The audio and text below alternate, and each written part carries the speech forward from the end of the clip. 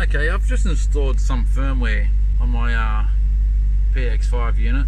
Pumpkin, the brand name is Pumpkin, and I already don't like it. It doesn't connect to my scan tool, and if it doesn't connect to my scan tool, like it doesn't recognize my scan tool's Bluetooth. So search for Bluetooth devices, doesn't find it. The old firmware had no problems. So straight off the bat, not happy with that. But this is what it looks like. And it's too bright to drive with, so that's straight away a down point. Everything needs to be set up. Like you want to install an app there for navigation, because if I go to navigation, I've got to choose an app. It doesn't go straight away to Google Maps. I can choose Google Maps down there, but I have to select it. It's not pre-selected. I'll go back to that in settings and go connect devices. I go Bluetooth. It shows paired device as my scan tool, but the scan tool doesn't find it. The app doesn't find the Bluetooth, so that's pointless.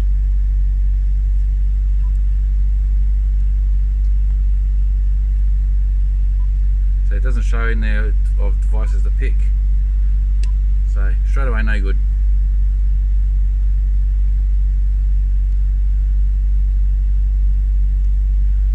I can't really say much for the rest.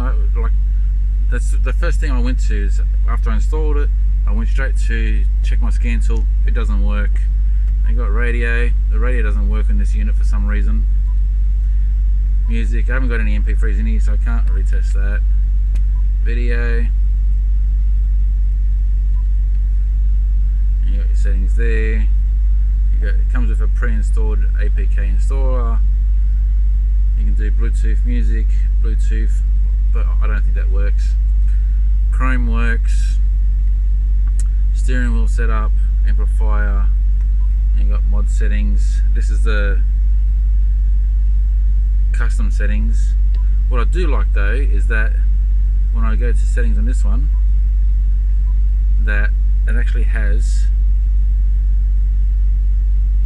I think it was in here, yeah, developer options. The old firmware doesn't have developer options.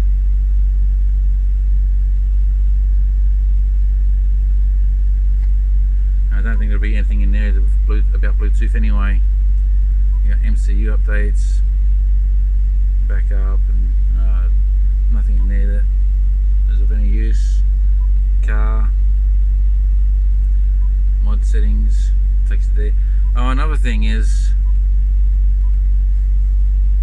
I'll wait for it, and then I'm going to pause this, and then I'll wait for it so I'll show you, because it has this annoying screensaver that comes up that if I'm, say, listening to my music, you know, it's got a picture there or whatever, and or if I'm watching I've got another head unit that does this as well, since I did a custom firmware. You set up your navigation, and about 5 minutes into the drive, a screensaver comes on, and there's no way to turn it off. The same thing happens with this firmware. The screensaver comes on, and there's no way to turn it off. So I'll pause this, and then I'll start recording again when the screensaver comes on. So this is a screensaver I was talking about. Now, I don't know what this red bar, I think it says volume, maybe. But you got volume here, and straight away it's gone. So well, I don't know what that screensaver's for, but it's annoying because you don't want something like that popping up when you're trying to do other things. The person who created this, if you can make a dark mode for the, you know, so the icon for the radio shows up and it's dark around it and so forth, you know, just change the coloring a little bit. I could really like this, but at the moment it's just too bright. Now I don't know if there is settings in this to convert that to invert that, I should say, to change the screen to night mode. It's on its darkest, I guess. That kind of like works with, doesn't it? See, that was bright when I was down there. Now it brightens up again. That's weird. Now it doesn't want to move.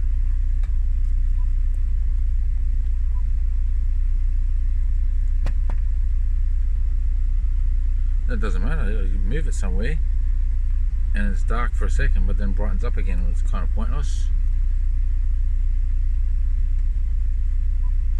brightness level. I can change that so it's darker at night, but I don't want that. I want it to set brightness level day or night.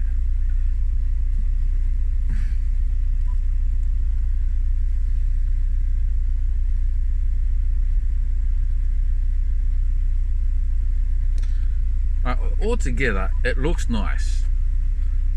I'm just gonna go there because I've installed a different launcher. It looks nice. I like the look of it. It's just too bright at night to drive with.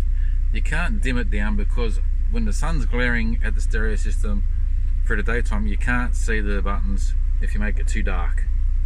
So it's got to be at a certain level of brightness. And then at night time, if it's too bright, the stereo is glaring at you when you're trying to drive and see the road. So that doesn't work either. So if I was to put this on an Android unit inside the house, it's fantastic. You know, I like it. And you don't get to see the app's icons like you normally would. You scroll from when you install an app, like I installed TOYBD1, that's how it shows up. Now, what I'm referring to when I say you want a certain brightness, now this car launcher, this is an app that you can install without having to install firmware. Isn't that much better? Same brightness, day or night, you can always see the buttons. I love that app. And you know, you set up your quick access keys. You can scroll through different options like compass and so forth. That's just the speed you're doing, your GPS picks up on. Back to time. It's just, yeah, it has so many functions. Just that app. So that's how a head unit should look. You don't want to. You want the things that you want to see bright enough so you can see day or night, but you don't need the whole screen to be bright. It's going to be glaring in your face at night. So yeah, I'm mostly saying down points of this. Interactive training for the widget switching. Yeah. That's just this. That's the. I don't know why I call it a widget. That's this app just trying to educate you, like it's learning from you how it should behave. Okay, so we go back to home and we go back to the old way. That's how this firmware is.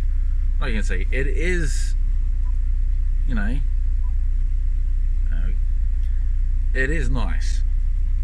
It's just not what I like. So I'll be putting the OEM factory firmware back on. I'm going to have a look at Malay's firmware first, because I did like his firmware. It's on my other head unit, how I spoke about earlier. It has a screensaver function in it, like this one. I hope the new firmware update has removed that screensaver. I'll give it a go. If it doesn't work, then I'm going to go back to the factory firmware, which I also have. Just giving everything a go. Let's see which is the best, because the factory firmware has a fault, 2 faults.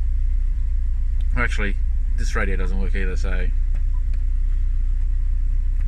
I guess all firmwares have the same fault. It's hardware, but it has a different fault where it doesn't keep last memory. Whatever song I was listening to last, jump back in the car, start it, it doesn't go straight to that song and continue where it left off.